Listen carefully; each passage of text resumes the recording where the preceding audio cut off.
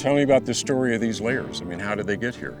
In the 600th year of Noah's life, on the second month, the 17th day of the month, the same day were all the fountains of the great deep broken up and the windows of heaven were opened. My understanding is the ocean floor upheaval occurred. Some type of magma or earthquake propelled the oceans over the continent. So that's why we get these marine fossils in these layers. Yes, and we have 6 months the waters prevailed upon the earth, another 7 months or so for the water to subside. The 4,000 feet of strata probably represents the early and middle part of the global flood right here in Grand Canyon. We have other strata locally in this Grand Canyon region. That's called the Grand Staircase.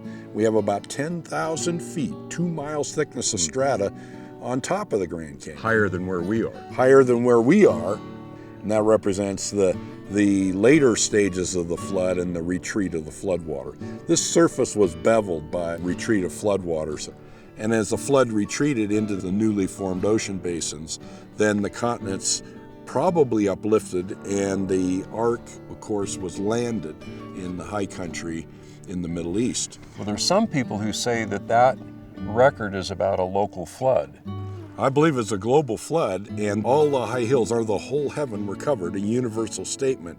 But that mountains have risen since then, and we shouldn't measure the depth of the floodwaters by the present mountains of the earth, which are largely created during the flood and after the flood.